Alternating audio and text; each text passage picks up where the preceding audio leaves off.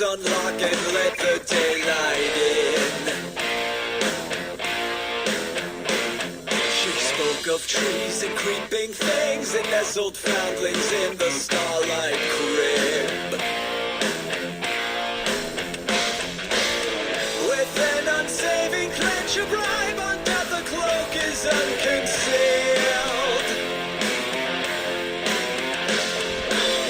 And all her secrets now belong forever to whom she revealed.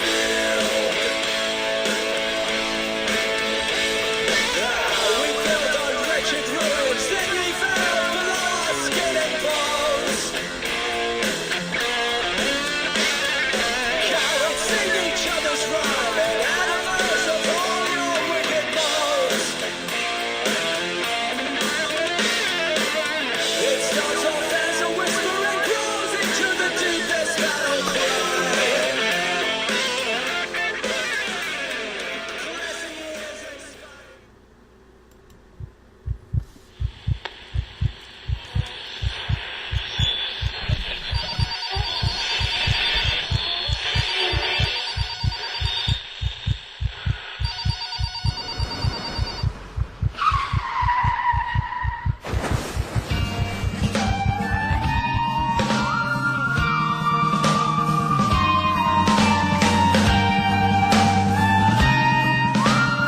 Let your experience begin right now. From high atop the mountains of British Columbia to you listening around the world, this is Spaced Out Radio. You can follow us on our website, spacedoutradio.com, on Twitter, @SpacedOutRadio. Give our Facebook page a like, Spaced Out Radio Show. You can follow us on Instagram, Dave Scott, SOR, or on our YouTube channel, Spaced Out Radio Show. They let us play with all our toys. They let us think that we're big boys. They let us make the louder noise, but women rule the world. They let us think we're Superman, that we're the only ones who can be strong, but we break on command, 'cause women rule the world. Buckle up, space travelers. It's time to go for a ride as we are live on Spaced Out Radio.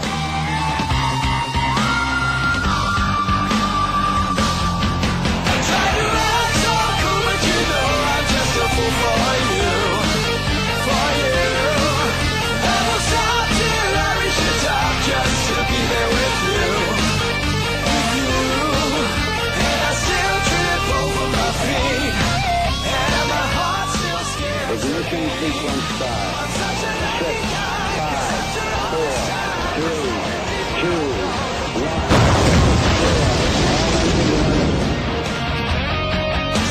The deeper I go, the deeper I fall.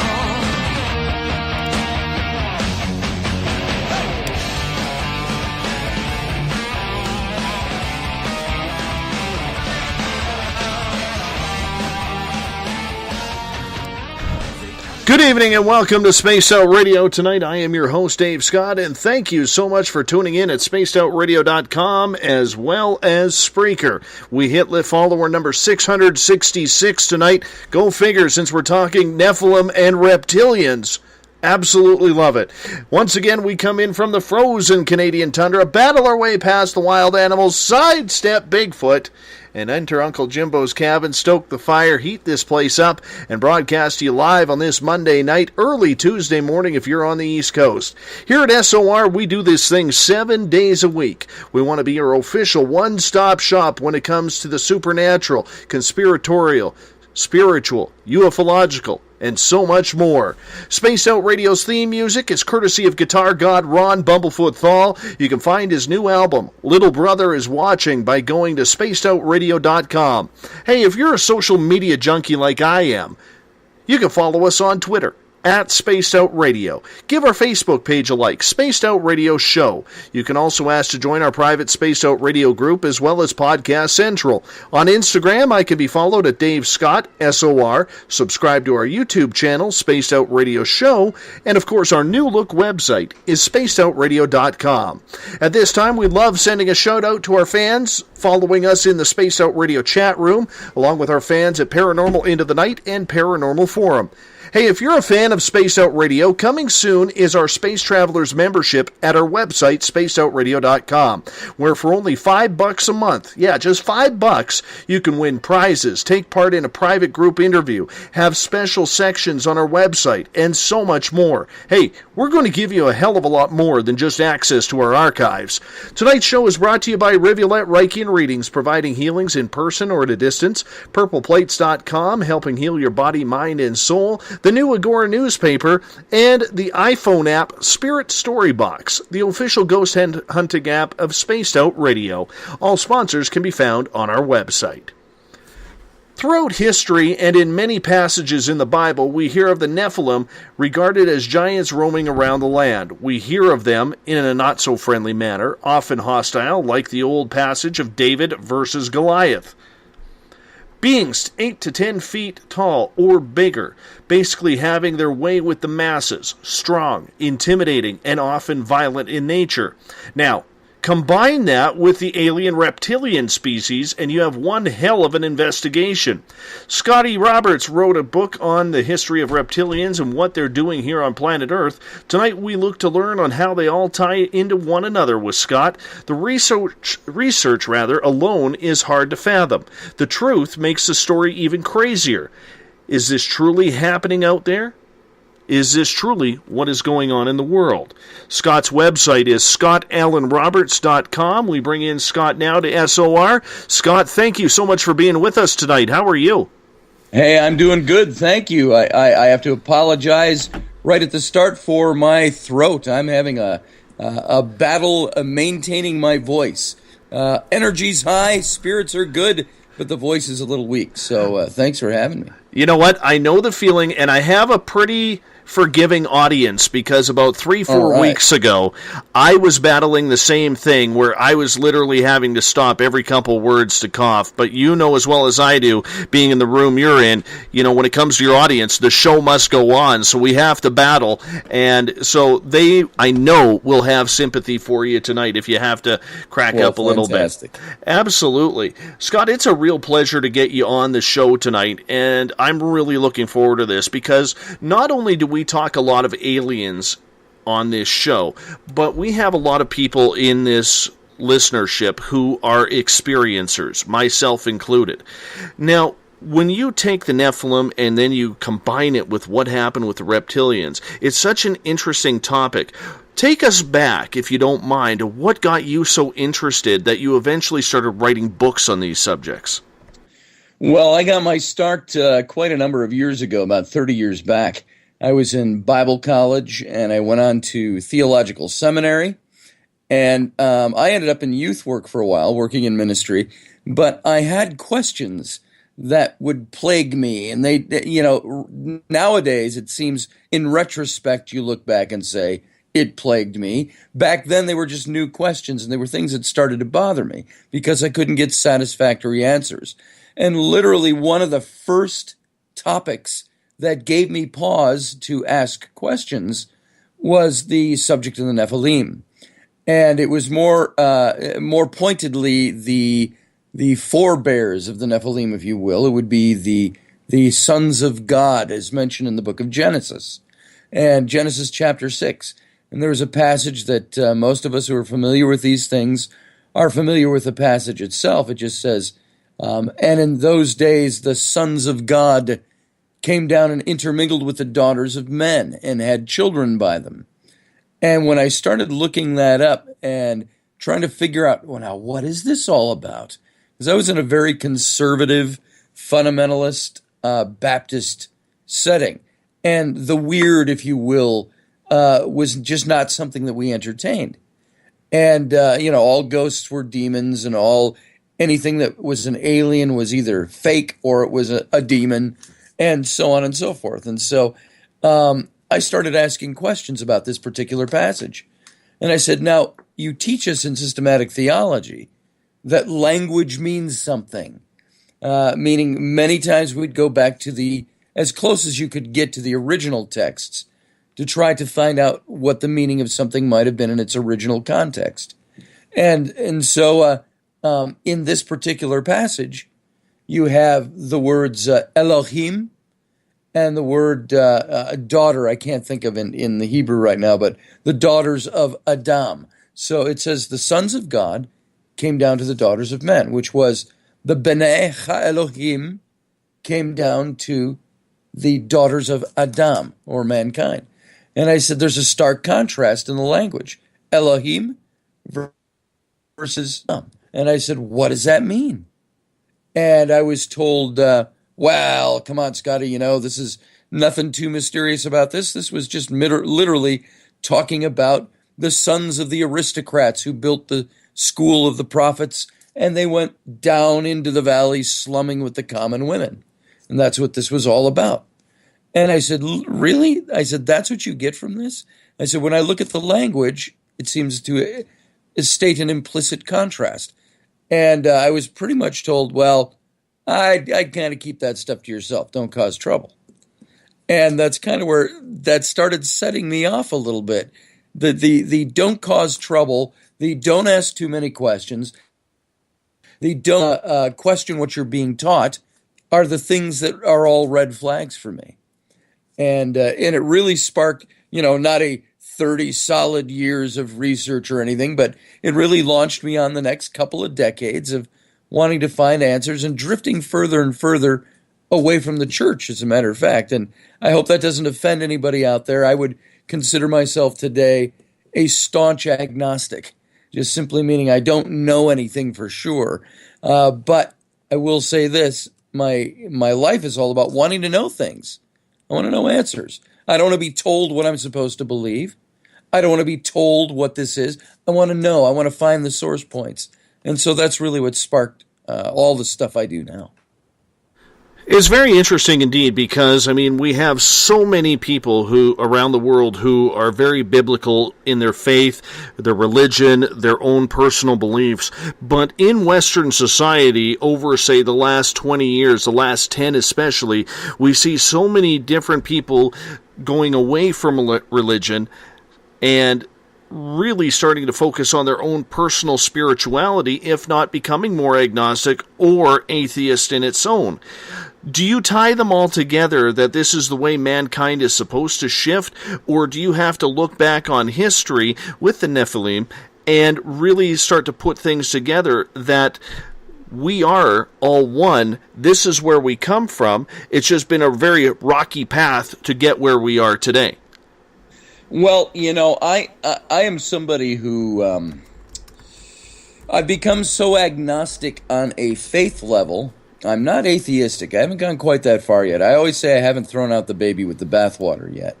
But I don't just question religion and faith issues and biblical issues, but that really spills over into all these other areas of things. It spills over into all the consciousness studies and all the different, the universe and spirit and paranormal and all these things.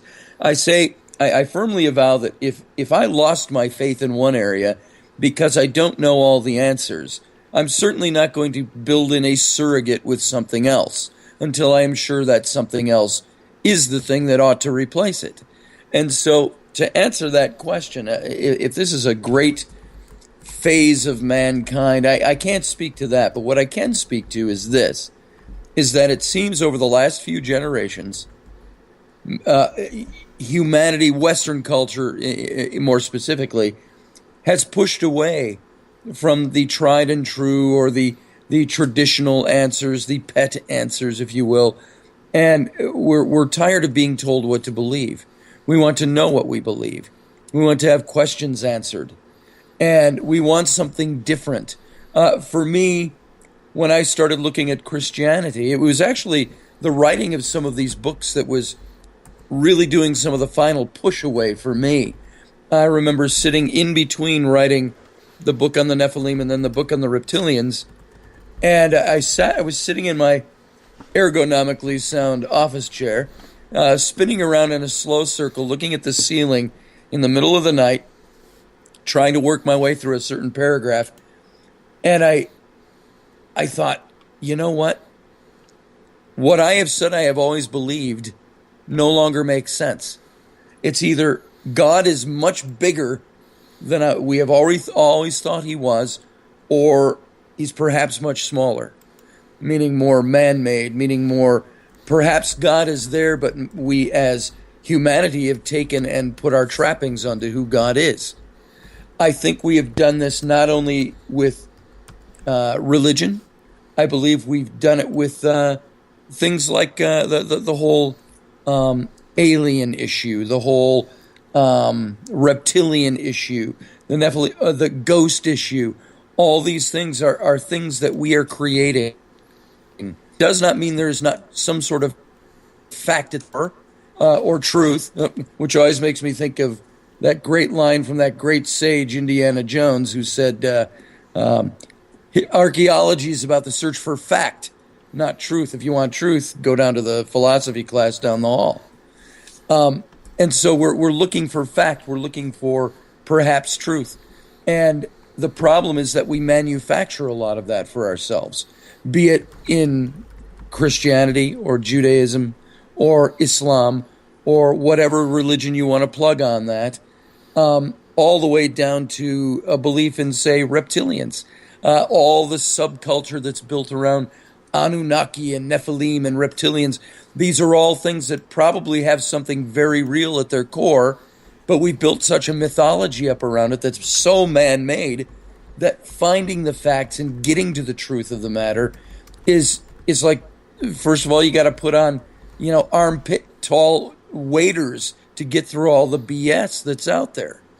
And for instance, when I was writing about the reptilians, that book topic came up because my publisher, New Page Books, said after Nephilim, well, Scotty, what do you want to write next?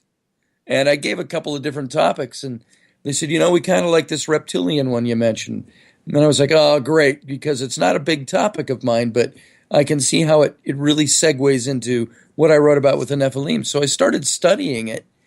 And at the beginning of all of this, I wasn't sure. I had no idea what to look for the reptilians, where to really look. I'd heard all kinds of speakers and all kinds of books.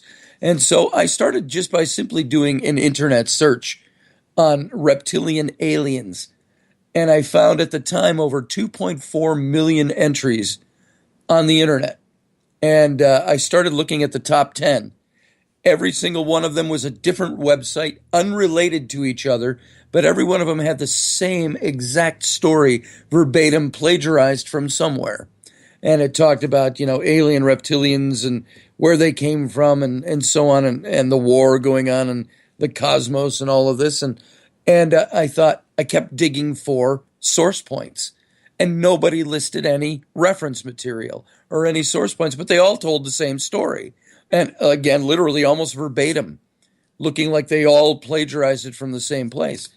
And I thought, what better way to proliferate a mythology than to have people believe something and just start spreading it and not giving anybody any idea where their source points are?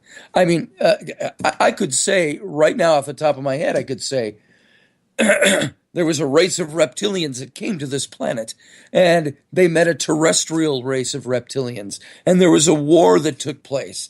And after this war, the intergalactic reptilians were driven into the background, but they still rule from the background. They're deeper and darker and more shrouded than the Illuminati. I could start a story like this, and if you'd ask me where my source points are, I could either give you a bunch of gobbledygook, or I could say, well, I really don't know. I don't know what the source point, Zechariah Sitchin maybe? Maybe some other guy? And this is the problem I found when I was trying to research the reptilians, is that it was so void of solid information that was not speculative in nature or not contrived. And so I started digging back. The book really took a shift in emphasis as I was writing it, because it turned from being a book about the reptilians and alien reptilians to being about why we need this kind of mythology that we build perhaps off of real things and truth or fact, but we build these things because we have a need for them. And so that's the tone the book took. And but I explored very deeply the origins of the Anunnaki, of the Enki-Ea stories, of Enlil, El-Lil, Elohim, El Shaddai, El Elyon, all of these things. And I started looking about for why we got to where we were with the mythology. And it is not at all, I don't want to be either pissy about it or conversely offended by anything I have to say, because there's certainly none of us that knows for sure, except now somebody like you. You're an experiencer. If you've experienced them, you've got a hand on top of these things that a lot of people do not have, and that's you have firsthand experience. And I remember I was talking to Whitley Strieber. I was on his show back when the Nephilim book came out.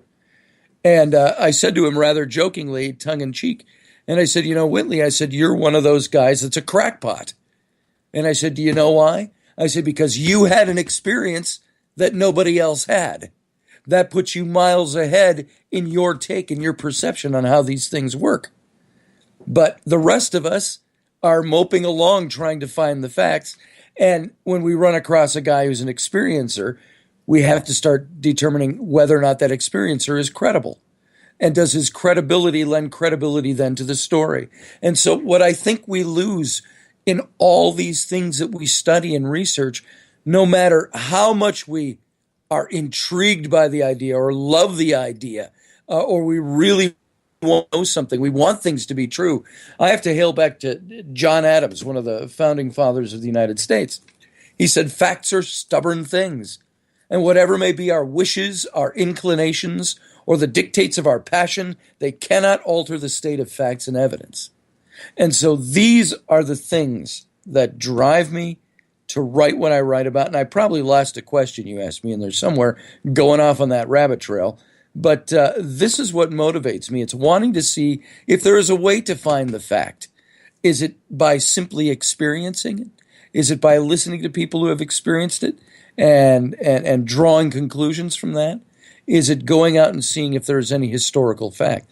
It's like my colleague and compatriot and good friend, John Ward, and we wrote a book on the historical Moses. And in this book, we were examining our two different takes on who we thought the historical Moses was. And the problem you end up with is you don't have a lot of fact to go on. You have conjecture based on speculation, based on secondhand archaeological information. And you draw your conclusions. And so that's what I think we have to do with all of this stuff. I'm going to be honest with you. I got so jealous of you talking about this ergonomic chair that you sit in your office that I was off in La La Land over that, because I just hit up Mrs. Spaced Out Radio for my birthday in May for an ergonomic office chair. So you had my mouth watering at just that part. Well, you know what I want for my birthday? I told Mrs. Roberts I want Captain Kirk's command chair from the original. Yes, that is awfully nice. But I want one of those babies. We got about 4 minutes before we go to break here, Scotty, and the one thing my audience loves is they love it when our guest gets on a roll, because I always let you talk. The show's about you, it's not about me. But I want to quickly fit into the show here. At what point did we start to see the fall of the Nephilim here on Earth? Because there's still a lot of people out there who think in the crypto world, Nephilim are still existent. Well, that is a very good question, and I don't know that you can pinpoint and say on October 12th of, that it started to happen. We don't know. What we do know is there's the biblical passage, which, and by the way, if anybody out there was raised in Sunday school or synagogue, you all learned about the flood of Noah. But something I was never taught in all the years I was in Sunday school and church and so on, until I started doing my private study post-seminary, did I realize that the Nephilim were linked to the flood story in the book of Genesis. The story of the Nephilim, of the Elohim coming down and mating with human women, and either the offspring or something very closely related to the offspring, the Nephilim, was something that was all related to the preamble to the flood story. And that, so as I started to look at all of that, I had to start asking myself, when did this start? When did this end? Because in that passage in the book of Genesis, it says, and the Nephilim were on the earth in those days, and also afterward, when the sons of God came down and intermingled with the daughters of men. And you see all through the Old Testament scant references to the Rephaim, to the Elohim, to the Nephilim. All these characters still existed. As a matter of fact, the very famous story that we see unrelated all the time to the Nephilim is the story of David and Goliath. Goliath, it is said, Goliath and his three brothers from Gath were all sons of the Rephaim. And the Nephilim, I've seen it interpreted both ways, which means they were the remnant of. And so it's very interesting. And David actually, the sweet psalmist of Israel, he's called. And we know of David and Goliath and David and Bathsheba and all the works of David, writes the book of Psalms, all of this stuff, fathers Solomon, all of these things. And yet some of the things we don't hear is he spent the early part of his life before he became king hunting down the brothers of Goliath, hunting down the remnant of the Nephilim. And the Bible never actually says they were ever gone. That's what's the interesting thing. And then you've got the book of Enoch. And I know we're coming up on a break, so just tell me when I got to shut up. But in the book of Enoch, one of the apocryphal books, and we can get into talking about how it became an apocryphal book, but he even mentions from a different perspective in the book of Enoch, which is kind of like the Old Testament on crack. Enoch talks about how the Nephilim the dead Nephilim wiped out in the flood became the evil spirits that will plague mankind through the rest of time.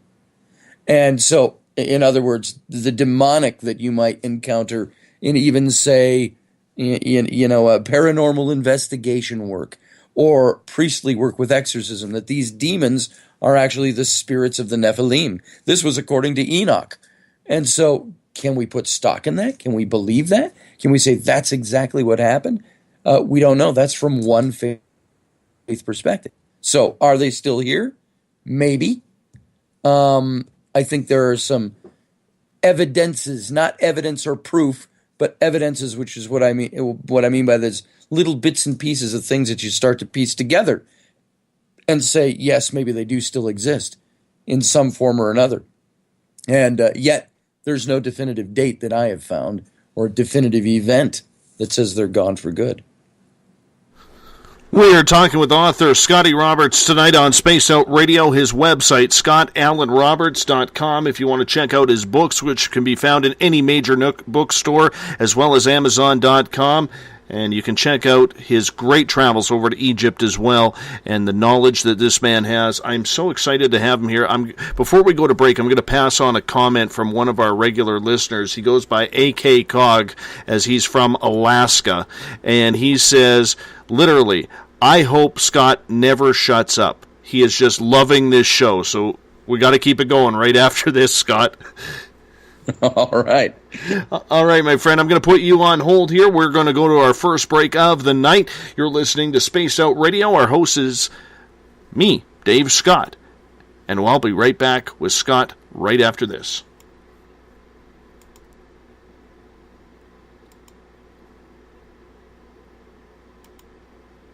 Would you like to become one of our space travelers?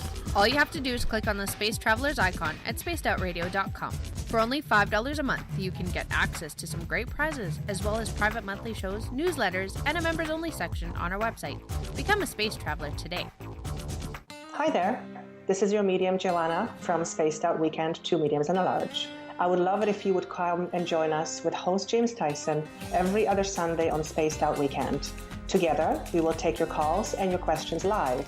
Our goal is to provide you with a positive outlook on deep questions that you may have. Questions regarding love, relationships, money, or whatever else is on your mind. Come and check us out at spacedoutradio.com. Every Saturday and Sunday night, as Dave Scott wanders aimlessly in the wilderness, you can come hang out with me, James Tyson, in Spaced Out Weekend. Starting at 9 p.m. Pacific, midnight Eastern, I'll take you along as we talk with some of the best experts in their fields. SpacedOutRadio.com is the place to find us. So sit down, relax, put your feet up. Enjoy the topics like the paranormal, supernatural, intuitiveness, and so much more. Hope to see you there. Hi there, this is Elizabeth Anglin, and on the last Monday of every month, I join Dave Scott for Spaced Out Radio's Cosmic Passport. We delve into everything from extraterrestrial contact to animal communication. It's a lot of fun, and every month it's something different and exciting. I would love it if you would join us. You can hear and learn from my experiences, and I'd like to know about yours as well. Cosmic Passport on spacedoutradio.com. Hey everybody, this is Patrick Webster Small, and I'm here to bring you the Webster Phenomena every Saturday night, live at 8 p.m. Pacific, 11 p.m. Eastern. If you're looking for aliens and extraterrestrials, well, we've got them. Big and tall, short and small. You're bound to find what you're looking for. So join me on the Webster Phenomena right here on Spaced Out Radio.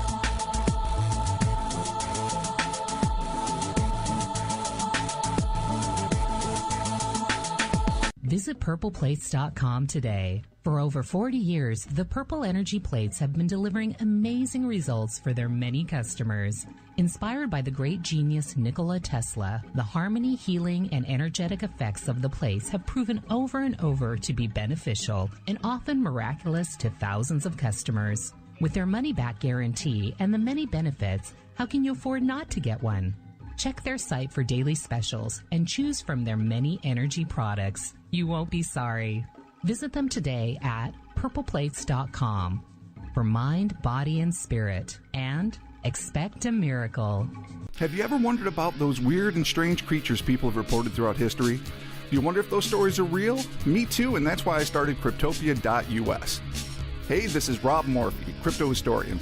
Join me once a month on Spaced Out Radio with Dave Scott, where we will get into the odd and bizarre reports, from the Dover demon to hairy hominids and everything in between. I will break down what people like you and me are seeing at spacedoutradio.com. Would you like to advertise on Spaced Out Radio? Getting your message out to Spaced Out Radio's listeners will benefit you. Our listeners are loyal, intelligent, and supportive, and they support those who support this broadcast. For pricing and information, you could go to spacedoutradio.com to find the pricing guide that suits your needs, with many options to choose from. Advertise with Spaced Out Radio today by contacting us at info@spacedoutradio.com.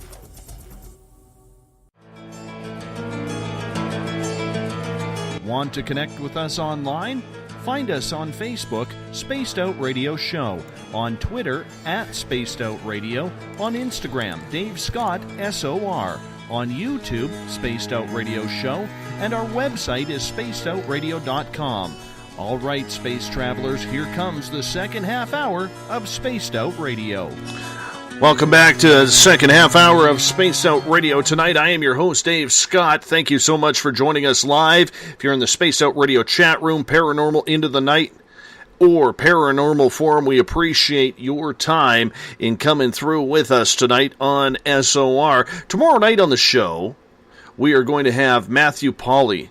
This is a gentleman out of Toronto, Canada here, who is affected and still feeling the effects of being attacked through MK Ultra. He is a whistleblower on this. It's going to be a great show. We got that going tomorrow night. Uncle Jimbo, James Tyson, will be in for me on Wednesday as I kind of disappear. Maybe to Las Vegas. Maybe to the Guns N' Roses reunion concert. I don't know. We'll let you know as that goes on. Hey, if you want to follow us on Twitter, you can do so at Spaced Out Radio. Give our Facebook page a like, Spaced Out Radio Show. You can also ask to join our Spaced Out Radio group as well as Podcast Central. On Instagram, I can be followed at Dave Scott SOR. Our YouTube channel is Spaced Out Radio Show, and of course, our website is spacedoutradio.com. Once again, we bring in Scotty Roberts tonight on SOR. We are talking Nephilim and Reptilians. His website, ScottAllenRoberts.com. If you want to check it out, all his books are there. They can be found in any major bookstore as well as Amazon. Scott, thank you so much for joining us. Well, thank you again for having me. It's an absolute pleasure. Hey, right before the break, I kind of asked you a loaded question. We probably ran out of time. Do you believe, then, what a lot of cryptid people are looking for, that there could still be Nephilim roaming around the forests or the mountains of planet Earth today? I think there could be, and I say that rather guardedly because, I'll mention him again, my friend and colleague Don Ward will always say to me, he says, brother, he says, we weren't there, we don't know. And I say, you're absolutely right. So trying to pick up the trail is tough, as L.A. Marzulli would say, picking up the trail of the Nephilim. But he's got a very different agenda behind the things he writes about and talks about, and a very different take on things. But I look at it and I say, we can never be more, what's the word I want to use for this? We can never claim to be smarter than common sense. So we have to look at all of this stuff with a modicum of common sense to say, am I hyping up the story? Am I adding too many faith elements or wanting elements, the things that I want it to be, and so I make it so? Do I squeeze too many square pegs into round holes to make it fit so we don't know? And so when I say, are there a remnant of the Nephilim on this planet now? If they ever truly existed the way I've written about them and the way others have researched them, I would have to say that yes, there probably would be, and there probably is. And it could be as simple as saying it's watered down because they interbred. I was never a firm believer in the idea that the Nephilim were giants. That was a mistranslation in the Old Hebrew. It was also a misappropriation, because on one hand you're talking about the sons of God, the Elohim, mating with human women and their offspring being the Nephilim. And on the other hand, you've got the Nephilim, which are being compared to the Gibborim out of the Jewish culture, or the ancient Israelite or ancient Hebrew culture. And the Gibborim were this giant race of spirit-type, demigod-type of beings. And they were giants, but these were not the same beings as the Nephilim. So we don't know if in the passage in Genesis 6, it says, these Nephilim, they were the heroes of old, and the men of renown is how it refers to them in the book of Genesis. So the Nephilim are almost sounding like they're not these evil, crazed giants that are eating everybody's cattle and eating humans by the hundreds, kind of thing. And they weren't these big mythological creatures as much as they were the heroes of old. They were the people that we look to and say, the Davy Crockett's, the Daniel Boone's, the think of all your historical characters that became legendary. They were heroes. These are the kinds of men. It's saying these were the heroes of old. They were the men of renown. But that is also code language that was used to describe the Gibborim, these sometimes 36-foot tall, giant demigod type of characters out of Jewish literature. And so you have to start asking yourself, it's like anything else we look at. What is the truth behind these characters? And if they really existed, the question remains, are they still here? Like what you're asking for. And the simplest answer would be, I don't know for sure. I haven't encountered one that I know of. Now, I know that there is, if you're of Judeo-Christian faith, and I hail back to a lot of this because this was my formal training, and a place where I had my heart for a long time in a faith question or situation. But I remember verses like that would say, and when you entertain strangers, treat them with hospitality and kindness, or you may be entertaining angels unaware.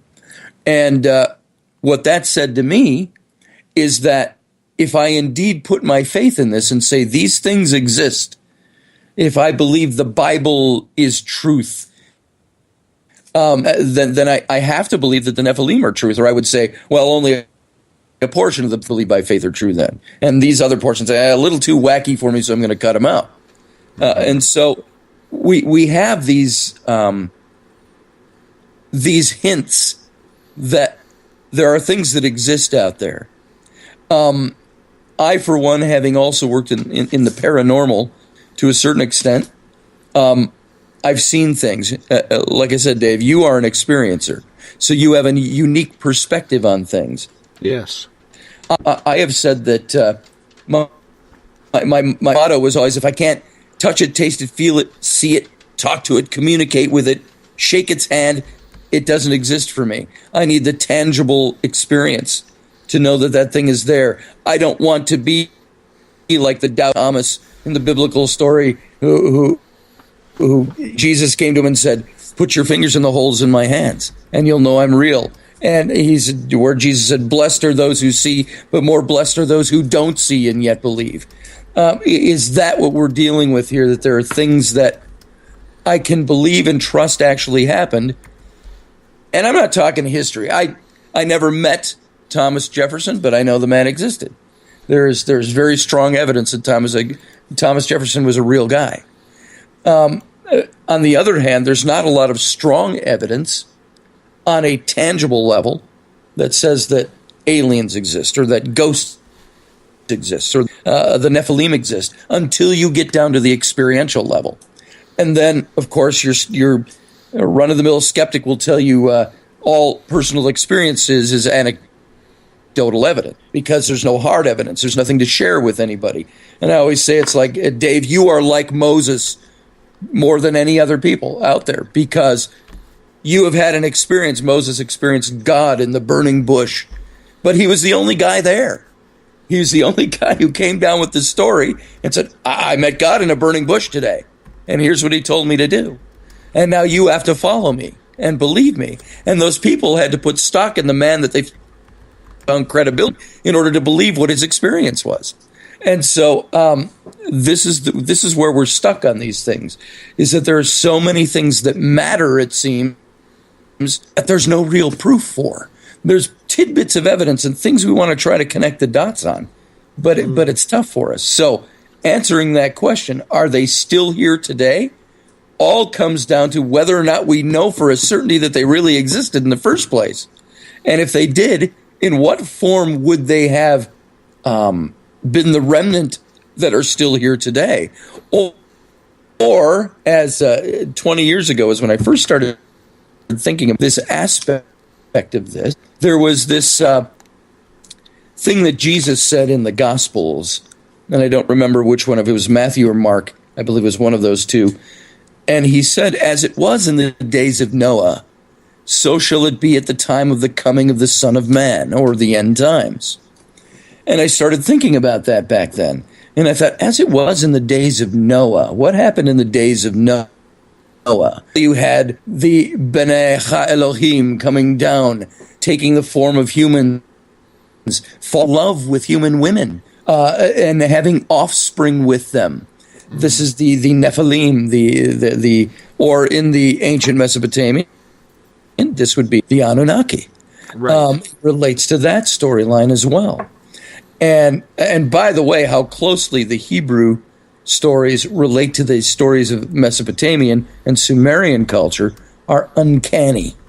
But when this happened, and by the way, I mentioned this and I started to talk about this in the last segment, was that these Nephilim, we always paint them as evil or evil, and that they're bad beings and they're things that caused problems to the human race and so on. Yet the story you have of them in Enoch and in Genesis says that they came down and they chose any of them they liked, any of them they loved. There was love there. And, we're so used to saying nowadays in pop culture, love involved, how can you wrong it?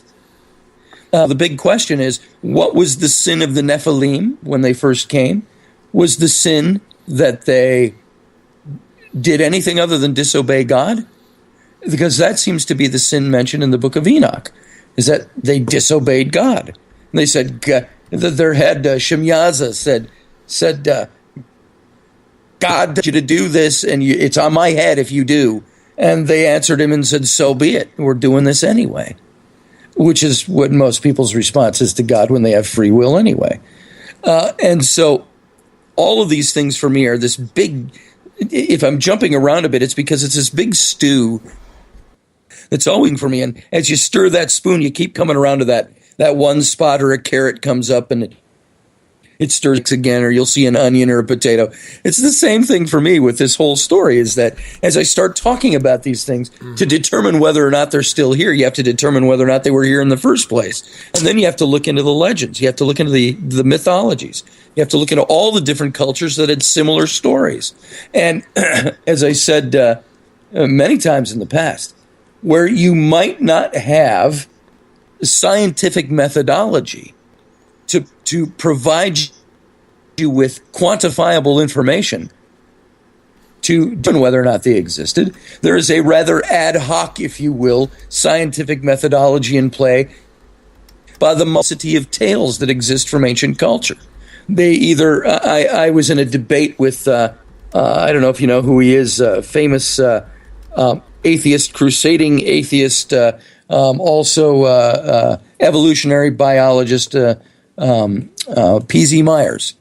And P.Z. Myers had with him, I can't remember the fellow's name, an archaeologist, and we were debating ancient aliens, of all things, at a big event. And I made the statement, I said, it's very clear-cut that we know there are 600 different cultures, that ancient cultures from tribal to religious to whole cultures, larger civilized cultures, that have flood stories. And related to those flood stories, stories of beings that descended from the heavens that caused some higher power, God or greater power of some kind, to say I'm going to destroy it all in order to wipe them out. And I was told in this debate, the simple answer that came back was, no, there weren't 600 different cultures that said that. And I was like, ooh, man, that's a good comeback. But all that to say is that there's so much bits and pieces of information that we have this, what is tantamount to a piece together scientific methodology that says, while you cannot replicate it in the lab for study and for quantification, you can look at it and say, it's already been done for us. It's out there. There's all these different tales, all these different accounts that exist. Adds up to something. And pardon me, that was a cough button moment. Not a problem. So, Scott, I have a question from Lori in Spaced Out Radio's chat room tonight for you. She is asking, Scott, if the Nephilim are still out there, how would you identify them? Would it be DNA-wise or certain physical characteristics? You know, I would have to say, my first honest answer on that is I don't know, because I've never gone looking. I've never heard of a test kit for the Nephilim. What you would have to look at, of course, would be the earmarks that are left in mythology for us. And I don't know, Dave, maybe there are experiencers who have said that they've encountered Nephilim. And to me, I always have to wince a little bit and say, I would love to talk to that person and find out what they experienced and then what kind of person they are. Are they a credible individual before I start taking that into account? But I think probably the way you could probably tell, first of all, I have to backtrack one step and say, if somebody is the remnant of the Nephilim, would they necessarily know it? There's a big question. Because if they are integrated, it's like saying, go out there and find the people who have, ancient Germanic blood traits as you walk down the street in a busy downtown area. You could look and say, he looks Germanic. He's got certain characteristics. Well, what looks like a Nephilim? If you could find that person then and say, may I test your blood or take a DNA sample to see if you have ancient Germanic bloodlines? That's one good way of finding out. I did my own DNA testing a couple of years ago, and just to find out heritage and so on. And it came up pretty much what I knew, Welsh and Scot.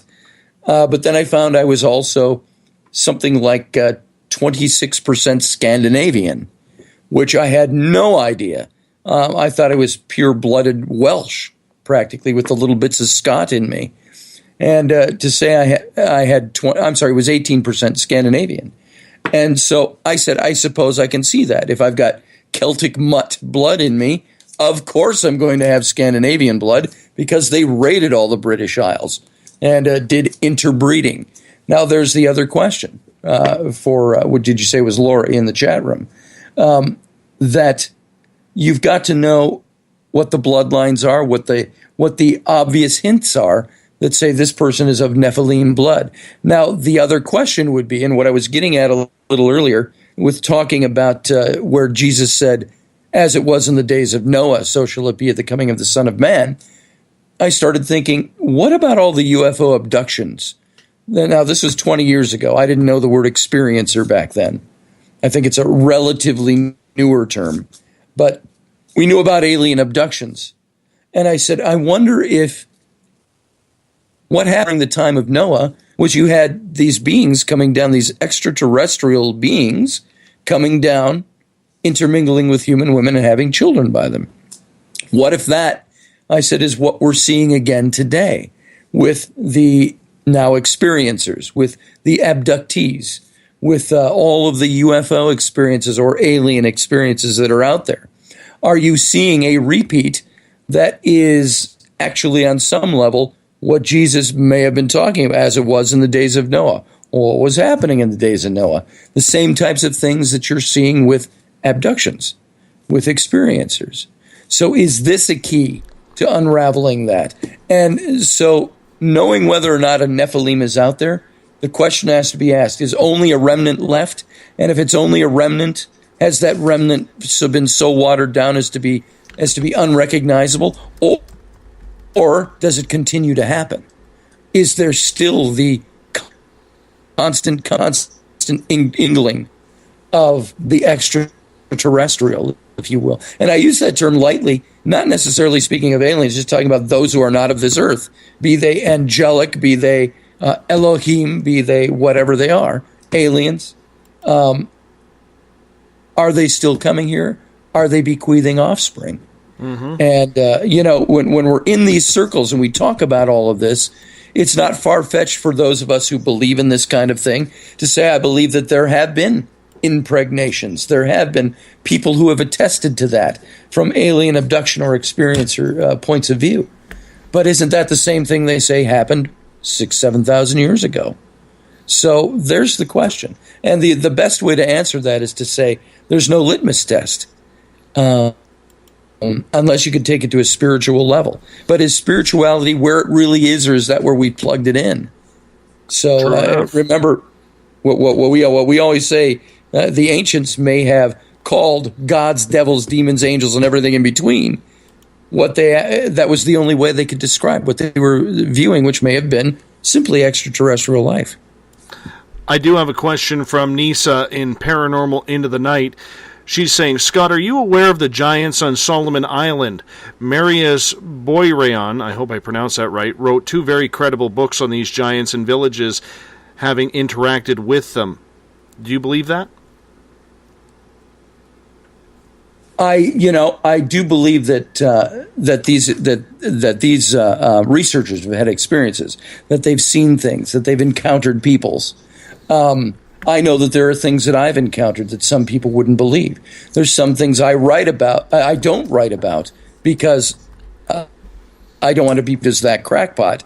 I will talk about some things, but I don't know personally of this researcher's work, but I have heard scant things about, if it's the Solomon Islands, then it's the same thing, but these different locations where anthropologists, archaeologists, scientists are running into these races, either in situ, as in skeletal remains, or they're actually encountering them on an anthropological level. And so I've heard of this thing. I don't know if that's what we're seeing there, but the stories, or I shall say, of researchers that have run across either living people, which are rare, few and far between, or certainly remains, which there are more and more of these remains out there, that we're seeing something that seems to be indicating there's something there. And what you get from academia, the poo-pooing from academia, is because literally once you, in a sense, cross swords with academia and you challenge their nomenclature, you're going to get resistance, especially if you don't have a degree behind your name. You get the big, you don't have a degree, so what do you know? But then there's those who have the degrees. Well, they're just a crackpot. So this is what we're encountering. So I can't answer that question really in full. And what you're going to find through everything I present tonight, and any question you want to ask me, you're going to hear me say a lot, I don't know. Because I simply don't know. I don't know the facts. I can regale you with all the information I keep hearing. I could regale you with the information I've heard that some present as the end-all and the be-all of the facts. But the fact is, they aren't the facts. The fact is that those are the speculations based on bits of evidence that they claim are the direct evidence. And we don't always know that. So once again, we can't declare ourselves smarter than common sense. We have to be common sensed about all our approach to all of this. We only have about 60 seconds left, so if I kind of break this down, basically what you're saying is, out of all the information that is out there, the only true answer is, we don't know. That's why we have to keep researching historic books, historic hieroglyphs, maybe in Egypt and other places, to try and find any clue whatsoever to the true existence of the Nephilim. Well, absolutely. That's exactly what I'm saying, is that I'm not saying offhandedly dismiss the notion. I'm saying what you can't do is claim it as fact without having all the facts in hand. We can say, I believe there is fact there. I believe that there's something there. But belief isn't what proves the factual case. Because I believe a lot of things that I can't prove. I can't prove the existence of God, but I believe he exists. How do you explain that one? And say that I'm a common sense person or a critical thinker. This is this being that we say we believe, but we can't prove it. Other than what we say we believe. So, Scott, I'm going to get you to hold on once again as we are going to hop out for our break here at the top of the hour. Our guest tonight on Spaced Out Radio is Scott Roberts. You can find any of Scott's books at any major bookstore around North America. You can find them on Amazon. His website, ScottAllenRoberts.com. You're listening to Spaced Out Radio. We're talking Nephilim and Reptilians tonight on Spaced Out Radio. We'll be right back after this break. Become more intimate and interactive with Spaced Out Radio. Join our Space Travelers Club with your new membership. For $5 a month, we'll provide you with special access to the website, monthly prize draws from books to psychic readings, along with monthly newsletter, private interviews, and more. Sign up today to be part of Spaced Out Radio's experience. Every month on Spaced Out Radio, we look into the deep and dark reports of cryptids roaming around the world with me, Rob Morphy, from Cryptopia.us. I would love it if you would join me and host Dave Scott as we delve into the most arcane stories and reports regarding creatures of the unknown. My job is to hunt down the details and bring the evidence forward to you. These aren't your regular Bigfoot stories I'm talking about either. You can find out more about crypto history at spacedoutradio.com. With an ever-expanding listenership base, Spaced Out Radio is the perfect place for you to advertise your product. Our listeners support those who sponsor this show. So whether you're an author or a company, Spaced Out Radio is the perfect place for you. Our pricing is more than competitive, and your advertisements will be seen and heard every show. Head to spacedoutradio.com and advertise with us today. Contact us at info@spacedoutradio.com today. You hear footsteps in the empty room above you. A rocking chair begins rocking by itself. Don't be afraid of the things that go bump in the night. Reach for Spirit Storybox, the iPhone app the Huffington Post UK called the only ghost hunting app you will ever need. Spirit Storybox. The spirits are telling their stories. Are you listening? Strange creatures lurking in the night, the sounds of wood knocking in the forest, odd happenings right out of a fictional world. These are the reports I love. Hi there, this is author Ronald Murphy, and I would love it if you join me and Spaced Out Radio host Dave Scott the second Wednesday of every month on our journey into the unknown land of cryptozoology at spacedoutradio.com. From Mothman to Frogman and everything in between. Hey, they don't call me the crypto guru for nothing. Is the 24-hour world starting to wear you down? Let me from Rivulet Reiki and Ratings lend you a hand. Hi, this is Jolene, and if you're in need of Reiki or a realm reading, come to my website, rivuletrr.wix.com/rivuletrr, and let us help you out. At Rivulet, I specialize in healing your body, mind, and soul, no matter where you are. And be sure to check out the Rivulet R&R Facebook page for your best deals. Remember, it's time for you to make some time for you. Find yourself constantly looking up in the sky, looking for answers? Have you had extraterrestrial contact? Are you an abductee? Looking for answers to your experiences? Hi there, I'm R. Keith Andrews, Spaced Out Radio's resident ET expert. Join me live the first Friday of every month where I take questions from the Spaced Out Radio chat room and help you understand those from the far-off world. It's 2 hours of knowledge every experiencer should listen to. Hope to see you there. Did you know that Spaced Out Radio runs 7 days a week? Hi, it's James Tyson from Spaced Out Weekend. Every Saturday and Sunday night, starting at 9 p.m. Pacific, midnight Eastern, you can join me and my guests for some great chatter about what's going on out in the universe, or even in that dark part of the basement you really don't want to go back into. Well, let's find the answers to your experiences together. So come on up to Uncle Jimbo's cabin on the weekend. For more information, look us up at spacedoutradio.com. I'm so glad to be here. I'm just really, really glad to be here. All right. Would you like to connect with us on Spaced Out Radio? head to spacedoutradio.com to check out the latest shows, guests, and sponsors. And don't forget to sign up for the Space Travelers Club. You'll find all you need at spacedoutradio.com. Welcome back for the second hour of Space Out Radio tonight. I am your host, Dave Scott. Tomorrow night on the show, we'll be talking with Matthew Pauly. We're opening up the doors to MK Ultra. He's a major experiencer. He's whistleblowing on this, and we need to get his information on what is happening to many people around North America and the world in general. That is tomorrow night on Space Out Radio with me, Dave Scott.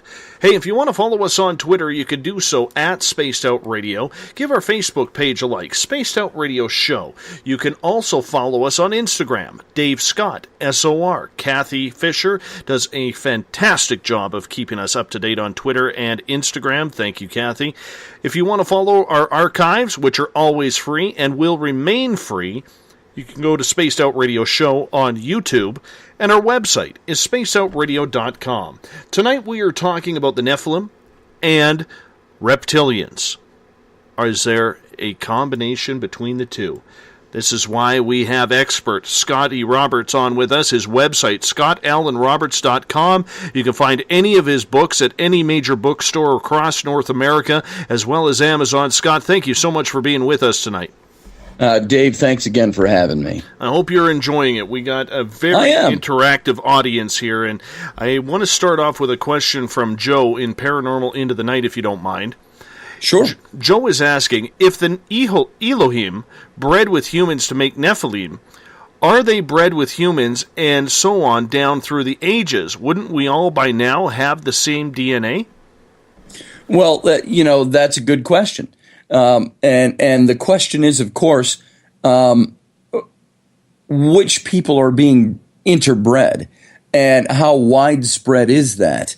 Can you say that a random element is entered into the human bloodstream, which is a visiting race of some kind that starts interbreeding, creating offspring?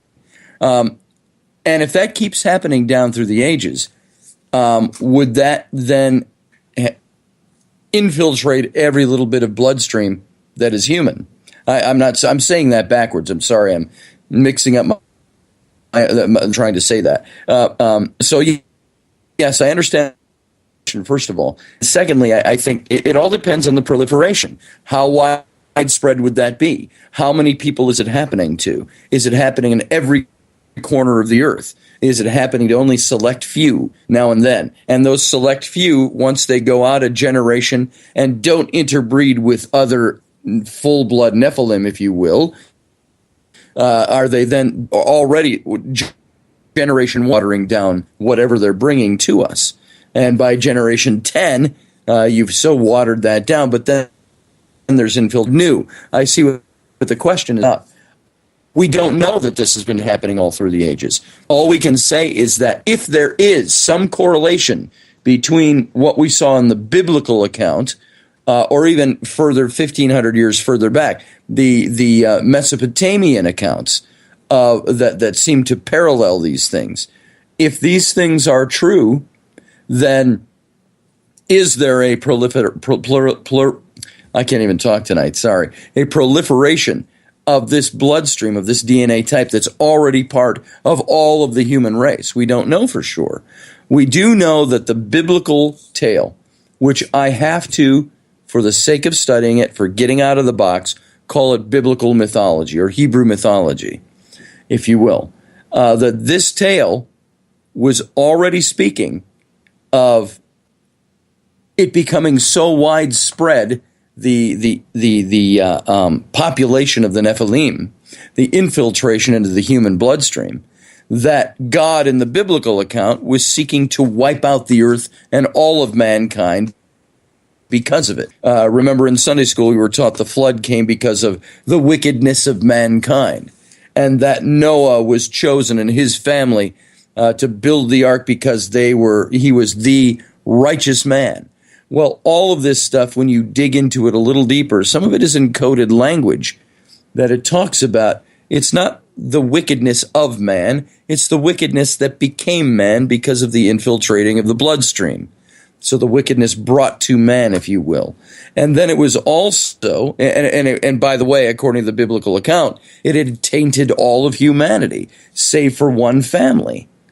And this family, it says Noah was a righteous man, but it says he was also pure in all his generations. And if you look at that phrase, that simply means Noah could trace, and it's done in the Old Testament, could trace his bloodlines all the way back to Adam, the first man, and could say that he was indeed of pure human genetics, not of the mixed blood of the Nephilim. Now, I have to say at this point, because it's necessary to bring this up, I had a bunch of skeptics and somebody who is quite a deep skeptical, would you say a journalist? He's somebody that's out there on the skeptical side of things, wanting to debunk anybody who claims to know anything about alternative history. And John Ward and I became targets of his for a long time. And I had some conversation, man, which seemed to calm it down. But one of the charges made against me was because I used the term Noah was a genetically pure human. And he was calling me a racist and a bigot and all of these things because I used that terminology. And I said, now, wait a minute. I said, are you actually getting what I'm saying? I said, first of all, let's look at what we're talking about. We're talking about Hebrew spiritual religious mythology. Whether it's true or not, that's how we categorize it. And I say, when I say that Noah was a pure-blooded human, I said, I'm not speaking that he was either black or white or brown or there was some supremacy in there of some kind. I'm not saying that at all. I'm saying that by him having a pure genetic line simply means that he was of the humans that were not tainted by celestial bloodlines. And I said, now, if you want to call that racism, go right ahead. But I don't think that's racism. But this is what we learn from the account, is that Noah was called pure. He was pure as generations, and that was why he was chosen. And that the earth was destroyed because God, in that Hebrew mythology, was wiping out the earth because it was filled with the mixed blood of humans and non-humans. And so, if you want to call that racism there's the racism there. So we don't really know, is what it comes down to. All of this, and I hate to keep coming back to that. I don't want to be disappointing to anybody listening in that respect to say we don't, because we really don't know. How, like I mentioned in the first one that came in, we don't have a test kit to find out who has Nephilim blood. But certainly if there was a great deal of this intermingling of the bloodlines, sure, it could be possible that almost everybody's got a bit of it in them. And how to test for that is the hard part. There is of course, the one scientific, what some people will call the hinge pin, and that's the RH factor in the bloodstream. And they're saying that scientists in the 1950s made the statement, this is nothing like anything else on Earth, which is, of course, where we use that as the hinge pin to say, well, obviously it's extraterrestrial. Well, we don't know that. It could just be something that's as of yet undiscovered at the time. And so this strain of blood exists. Is that reptilian blood? Is that Nephilim blood? These are the speculations that are made. But of course, we have no test material to go back to say, aha, let's just pull the petri dish that's filled with Nephilim DNA and do a comparison. Well, we don't have that. So we don't know exactly what that is. But that is certainly the speculation that exists. Claudia in Paranormal Into the Night has a question for you. She says, Scott, you've mentioned a couple of times on this show so far that you have had your own personal experiences. What experiences have you had that you can believe? Oh, boy. My experiences aren't in I won't put them in what you would call the alien or the UFO experiencer category. That is not my experience. I've never had any of those. I, however, came into, let's put it this way, it's become so pop cultural, it's almost a caricature of itself to use the term, but I was into ghost hunting or paranormal investigating years ago. Probably 15 years ago I started. And then, of course, the proliferation of what you see on TV and so on brought that to a whole new realm for everybody who did it. And everybody was sucked up into the pop culture of that. I always went in saying, I want to know things. I don't want to be told. I had a good skeptic friend of mine that says, the things that you say you've seen, you've only seen them because you want to see them.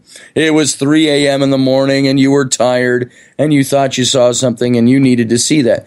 And I asked this friend of mine who said that, I said, you've known me for a long, long time, almost 30 years.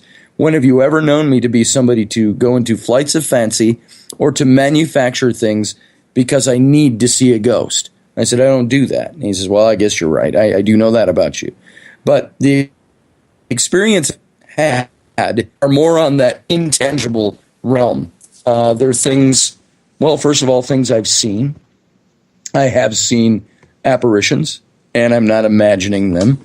And of course, like anybody else, this is my story, not yours. So you can say, that goes in the BS can.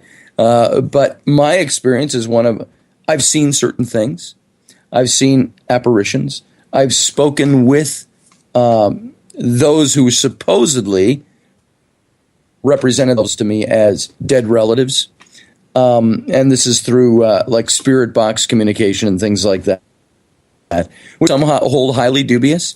The situation I had, what my circumstances were. I lived out in the country on a horse ranch. Nobody else around us. My 16-year-old daughter and I were testing a piece of equipment. And I had it rigged up through my computer so we could play it audibly and record it. And we had the voice of my dead aunt had come through to me and was even asking me questions. And so it was very interesting. And, of course, with these spirit boxes, there's no way to hoax them unless somebody knows for a fact that you're doing it at 10:20 in the evening on a Thursday night out in the middle of nowhere. And they somehow find a way to broadcast into your equipment, which is just not possible. So things like that. There is, Dave, would you, do I have time to give you a little story of something? Absolutely you do. Fire away. All right. This is an answer to your question, the lady's question from the chat room. One of my experiences is something that was so deeply moving and deeply personal and so intimate as to not be able to have any recorded evidence of it or anybody else experience it with me. It's my Moses in the burning bush moment.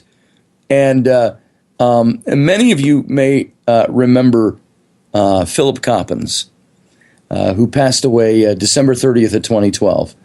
He was on the show Ancient Aliens. He was also a fairly prolific writer in conspiracy theory, and he wrote the book The Ancient Alien Question and things like this. And Philip had written the foreword for my book on the Reptilians.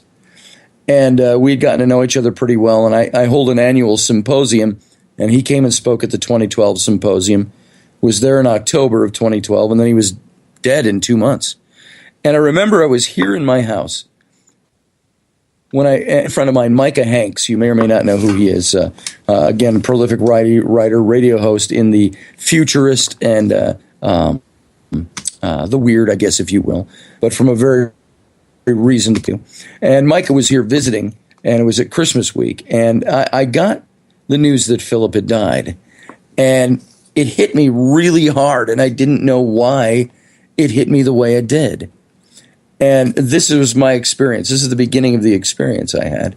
And I mean, I wept like I hadn't even wept for lost relatives. And I were friends, but we weren't getting a cottage by the shore or anything. But it struck me very deep and very hard. And every time I thought of it, I wept. And I talked to some people about it. And I had somebody call me who is a shaman who said, I heard an audible voice. He says, you know, Scott, how I used to tell you that sometimes I get messages through weird ways, and sometimes I hear an audible voice tell me I need to do something. He says, well, I was sitting in my office, and 20 minutes ago, somebody said, call Scotty. He says, so I picked up the phone, and I called you. What's going on? And I started talking to him about Philip and this whole thing and why it was, and I couldn't even, this was a week later now, I couldn't even articulate it without it happening all over again. And I said, what the hell? What is going on with me? Why is this emotion attached? And he said, don't worry about it. Just let it be what it is. Go with it. He said, you're going to Egypt in a week. He says, when you're in Egypt, he says, all I'm going to tell you is keep your eyes open. He says, something's going to happen that may change your life forever. He said, just watch. And I said, okay, answer any questions for me, thanks, but that's what I'll do. And a week later, I was in Egypt, and John and I were researching our book, The Exodus Reality, this book of Moses we were writing. And about a week into the trip, we were at the tomb of Senenmut. Now, Senenmut was an 18th dynasty Grand Vizier under the pharaoh Hatshepsut, the female pharaoh. And at her funerary temple at Deir el-Bahri in the Theban Mountains, on just the east side of the mountain from the Valley of the Kings, her big funerary complex. And Senenmut had a glorious tomb there in the northeast corner of that complex. And they've uncovered it, but it was never finished. It was never used. He had another tomb in the Valley of the Kings that was never finished, never used. And I was standing at this tomb of Senenmut, and John and I were there, and John said, hey, we're going to go up and go get some coffee. And I said, okay, I'll wait. I'm going to spend a couple more minutes here. I want to take a couple of pictures. And so I'm standing outside the tomb in this kind of a gully, desert gully, and then the big rock faces went up to the right of me. And I stood there, and I think it was as nonchalant as lighting a cigarette. And I said, I said out loud, I said, Senenmut, are you Moses? Are you the historical Moses? And then I said, Moses, are you Senenmut? I said, did you even really exist the way we think you did? And as I said that, here I am in the noonday sun, lighting a cigarette, and out of left field, this huge wave of whatever hits me. And once again, I'm reduced to sobbing. And I dropped my cigarette in the sand, and I've got tears just rolling off my face, off my chin. And I remember my reaction verbatim out loud. And I used some colorful language because I couldn't figure it out. But I stood there, and I put my arms up, and I said, what the F? And I said, what is this emotion here? What is this? I said, what's going on? And it took me a good 20 minutes to clear the emotion to get up out of there. And so John and I were talking about it a little later, and he said, maybe it's perhaps all the emotion of all this study you put into this for 30 years of this Moses character. And now you're here. You're standing at the tomb of the guy that you think was Moses, and the empty tomb of the guy. He was never used. And I said, maybe you're right. Maybe that's it. And I just let it go. Okay? Now, move forward a few weeks. I had talked to Philip's wife, his widow now, about filling his place at our symposium the next year. And we got to talking on the phone, and I said, I never told you how Philip's death affected me because I wanted to be very sensitive to how you were feeling. And I said, a few months have passed now since he passed, and I said, I got to tell you. And I told her what happened, the crying and how it hit me that day, and I wasn't sure what it was about. And she said, I appreciate your saying that. And I said, it just occurs to me. I said, I was standing at the tomb of Senenmut in Luxor, Egypt, and the same thing happened. And she said, oh my God. She said, do you remember Philip told you that we were going to go to Luxor and would probably bump into John and you because we were working on a project? And then Philip got sick, and of course we never went. She said, we were working on a book about Senenmut and Hatshepsut and the romance and the relationship between them. And I said, I did not know that. And so here Senenmut's name comes up in this mix now. And then she said, did you know that Philip believed that he was a reincarnation of Senenmut? And I said, he's always been out for me on reincarnation. I said, but that's a that you're saying that. I said, because this happened to me at the tomb of Senenmut, who I think was the historical Moses. And she said, when did you say that happened? And I went and found my leather journal, and I looked it up, and I sat there, by the way, that afternoon in the sand after the crying and all of that. I sat in the sand in front of Senenmut's tomb. I filled my cargo pockets full of sand from around Senenmut's tomb, and I journaled in my little leather journal, and I wrote about this thing, and I dated it. It was February 4th of 2013. And she responded with, "Oh my God, do you know what happened on February 4th, 2013? She said, Philip's brother and I were leading a tour in Scotland because that Philip and I were supposed to do, but because he had passed on, his brother was filling in. We were sitting in the hotel room," she said, "and Philip's apparition appeared to us both. Physical manifestation." She said, "For just a few seconds, gone." And she said it was the most extraordinary experience I've ever had. And that happened at the same time, on the same day, as this experience I had with at Senenmut's tomb, and of course the crying on the day that Philip died. And it seemed that all these things began to interlace for me. So in talking about experience, my experience wasn't a tangible one, other than to say there was tangible outcome from me. I cried, I wept, I felt emotion.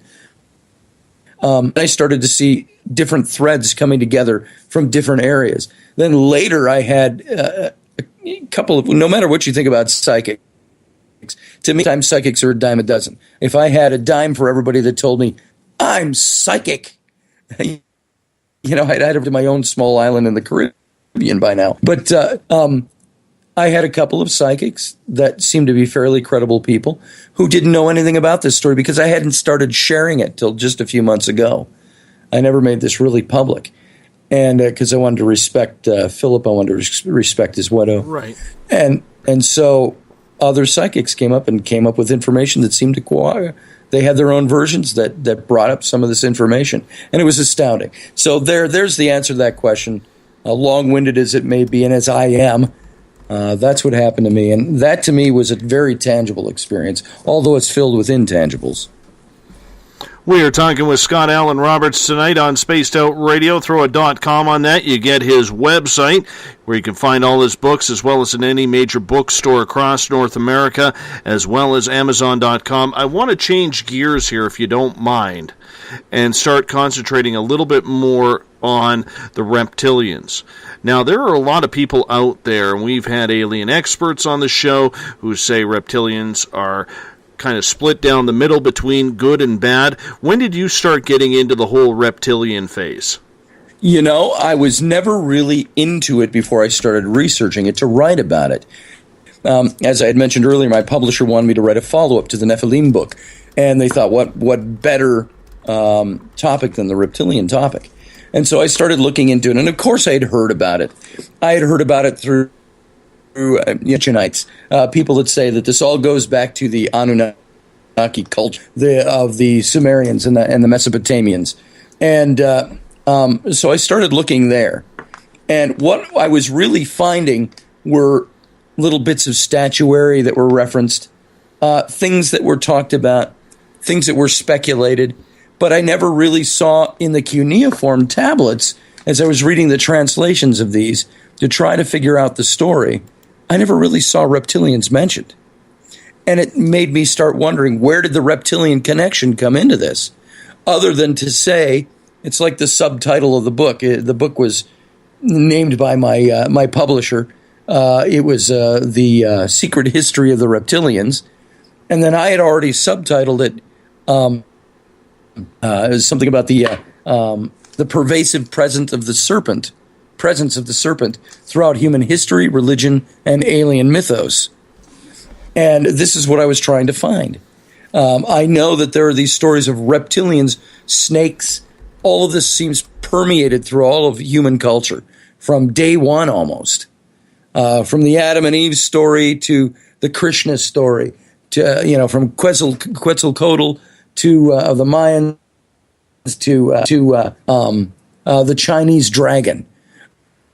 All these cultures everywhere had a form of the Kundalini. They had the form of the serpent, a form of serpent gods. And they were always representative, both good and evil, this juxtaposed interplay with humanity. They were, the Chinese dragon was all happiness and divinity and fertility. The serpent in the Bible was all evil and Satan and Lucifer. And until you start digging into it, and you found out that the serpent character in the Bible was never called the devil, never called Satan, never called Lucifer.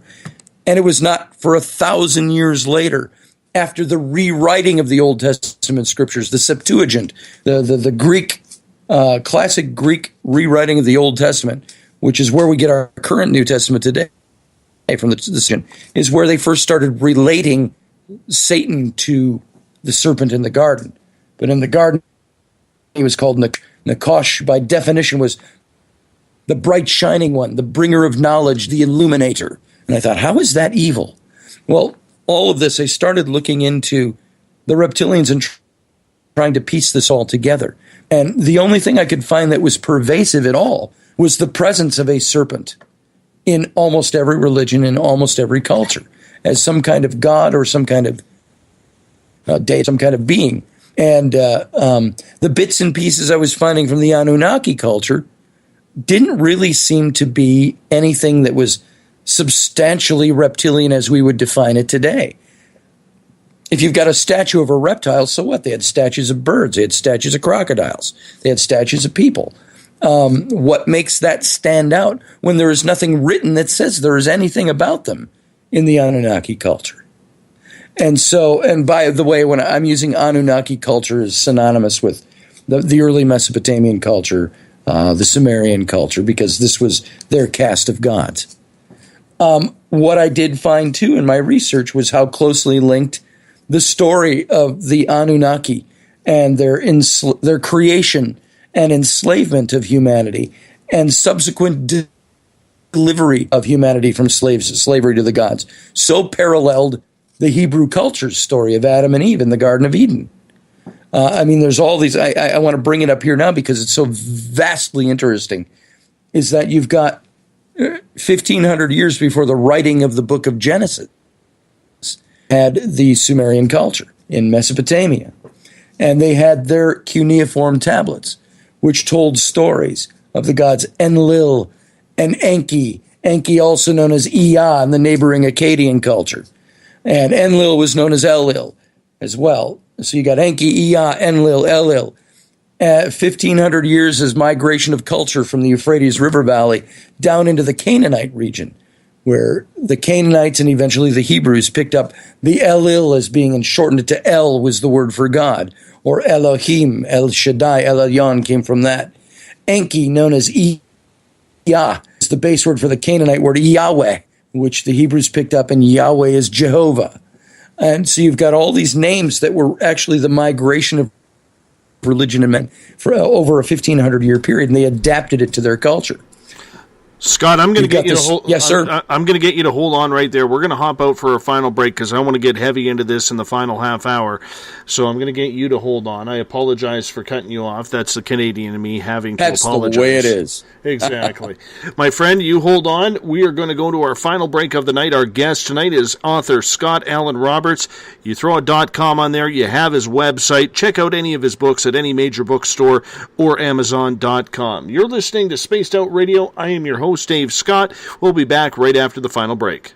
Looking for a place to get your product to the public? Advertise with us at Spaced Out Radio. At spacedoutradio.com, you can check out our pricing and packages that best suit your budgetary needs. Whether you're a budgeted author or a company looking to expand, our listeners support the products that support spacedoutradio.com. Advertising with us is an effective way to get your message out. Contact us at info@spacedoutradio.com and get your ads out today.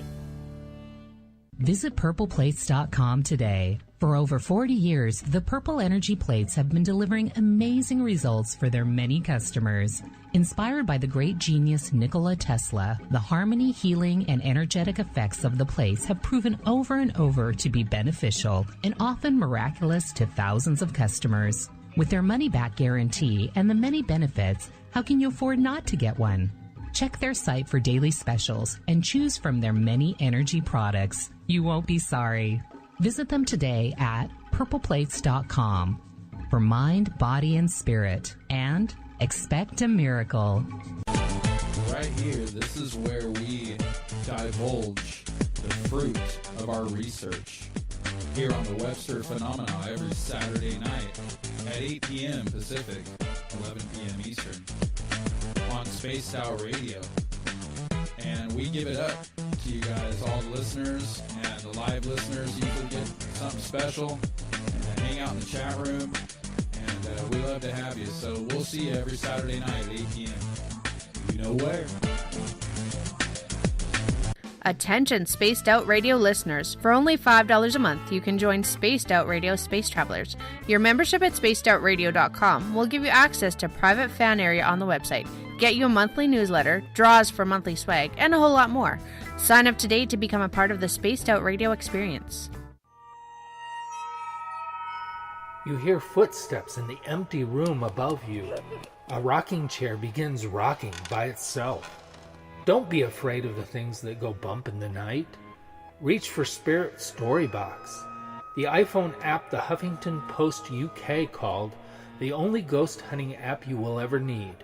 Spirit Storybox. The spirits are telling their stories. Are you listening? Strange creatures lurking in the night, the sounds of wood knocking in the forest, odd happenings right out of a fictional world. These are the reports I love. Hi there, this is author Ronald Murphy, and I would love it if you join me and Spaced Out Radio host Dave Scott the second Wednesday of every month on our journey into the unknown land of cryptozoology at spacedoutradio.com. From Mothman to Frogman and everything in between. Hey, they don't call me the crypto guru for nothing. The last Monday of the month on Spaced Out Radio is a night of psychic vision, mediumship, UFO and ET contact, Bigfoot stories, animal communication, and so much more with me, Elizabeth Anglin. I'd love it if you would join host Dave Scott and I on the myriad of topics we delve into. Every month, we share new views that may help you understand your own experiences. So tune on in at spacedoutradio.com and stamp your cosmic passport. Did you know that Spaced Out Radio runs 7 days a week? Hi, it's James Tyson from Spaced Out Weekend. Every Saturday and Sunday night, starting at 9 p.m. Pacific, midnight Eastern, you can join me and my guests for some great chatter about what's going on out in the universe, or even in that dark part of the basement you really don't want to go back into. Well, let's find the answers to your experiences together. So come on up to Uncle Jimbo's cabin on the weekend. For more information, look us up at spacedoutradio.com.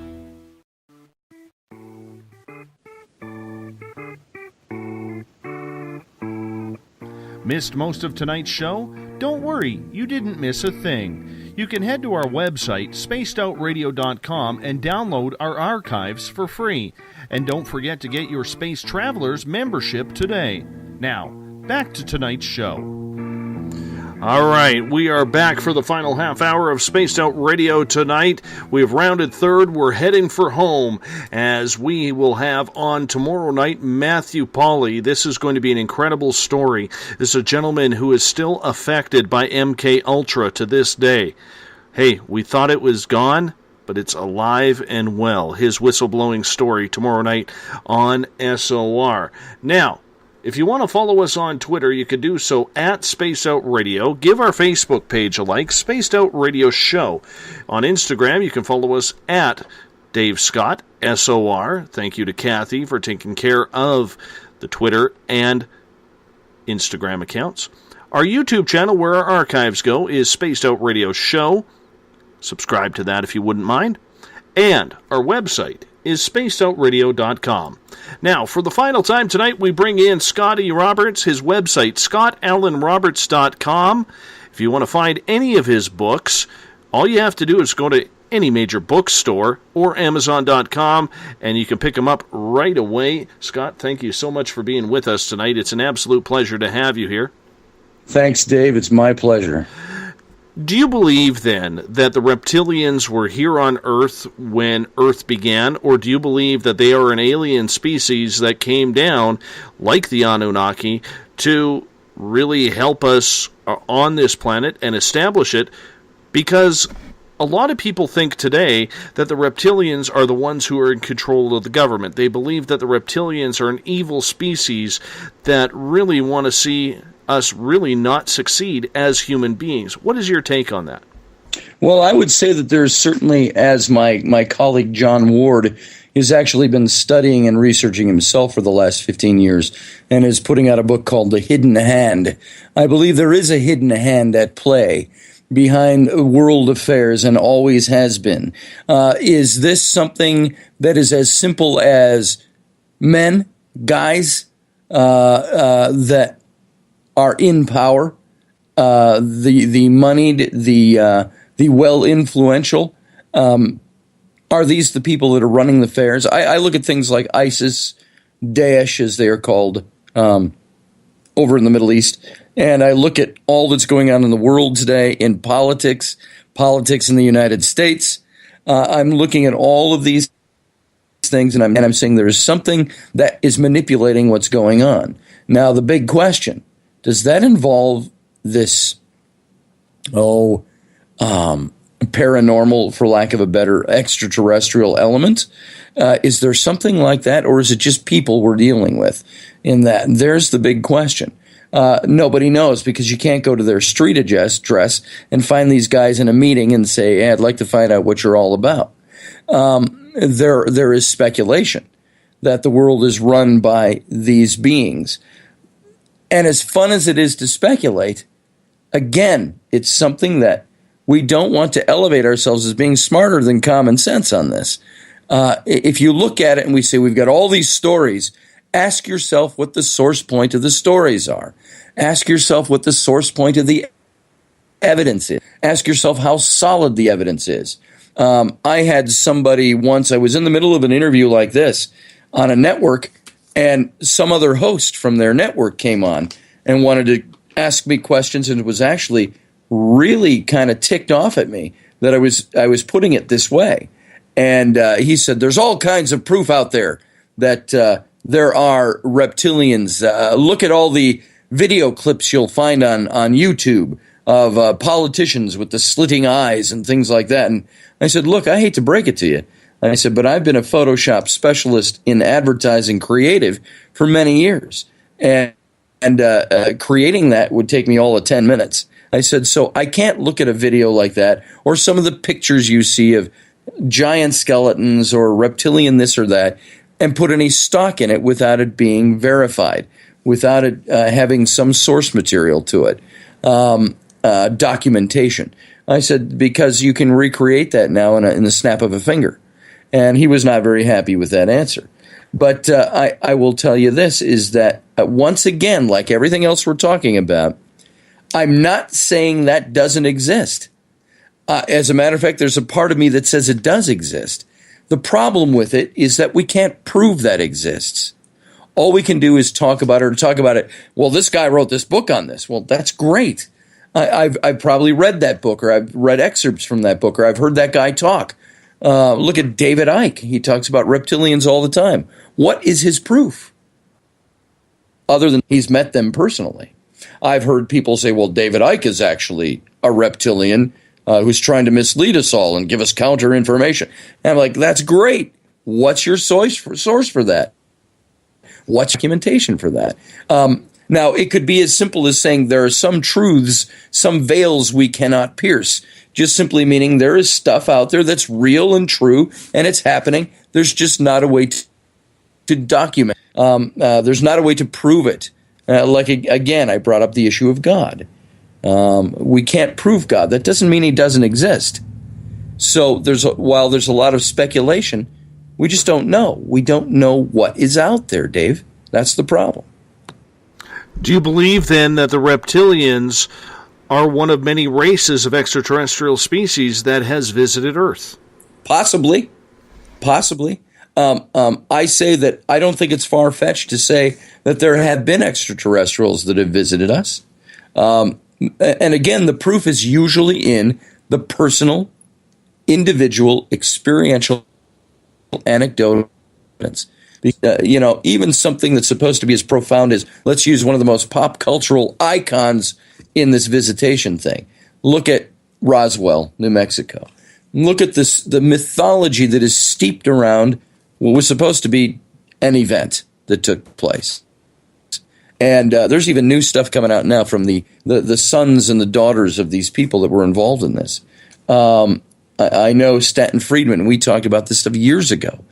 And the question is, how do you prove it? Beyond a shadow of a doubt. There are some things you can. There is documentation. I would love to see whoever the next president of the United States is take on the issue of saying, I'm going to open up those files. But I also don't think it's that easy to do. If those files are that buried, and that has been kept such a secret, you've got to believe that there's a reason it has been kept thus. Is it just for power and control? Is it a reptilian race that is here working behind the scenes that won't let them do it under threat? There's all kinds of speculations we can come up with. The problem is, we know they exist. We know that there are files there, but we can't get anybody to reveal them. So what's really there? Is it all just a cover-up? Is it a gross misinformation scheme to keep people off the track of what's really going on? And that's guys running the world governments behind the scenes.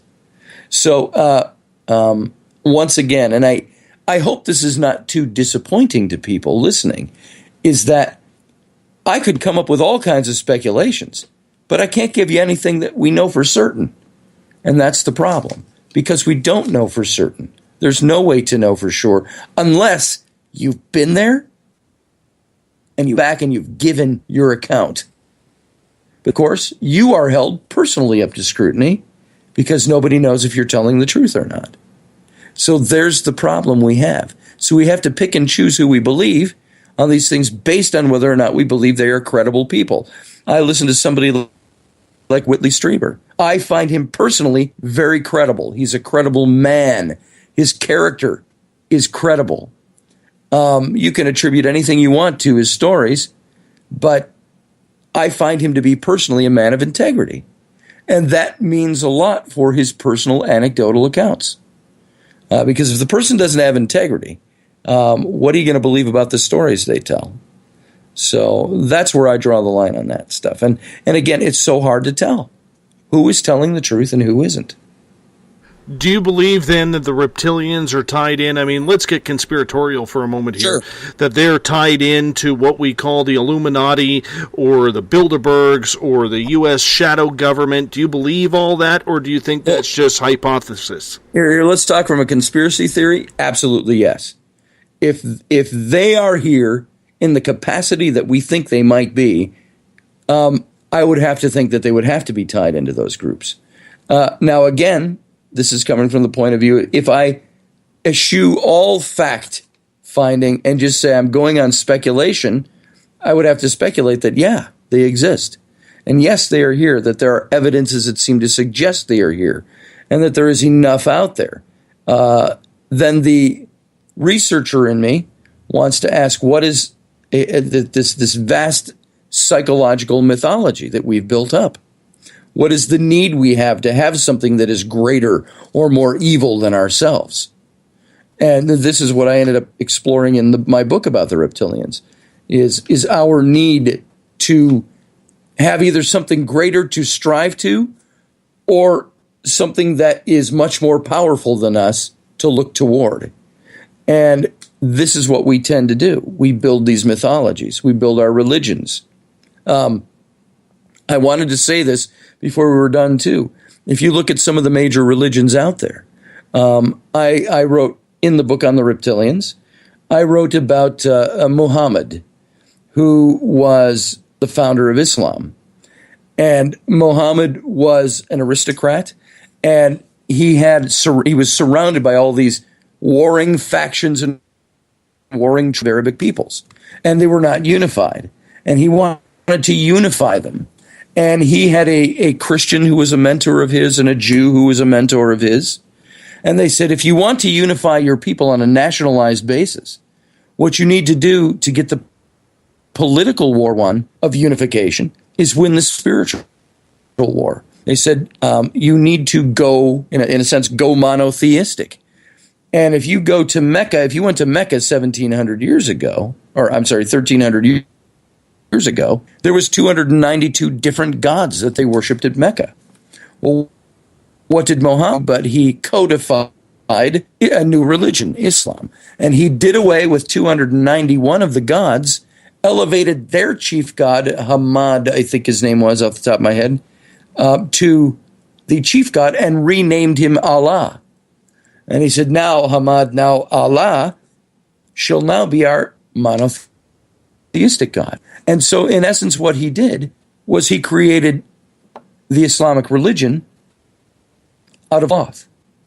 And then, of course, just like in Christianity, they go beyond the books, and all the extra teachers and the imams and so on over the centuries have added on to that.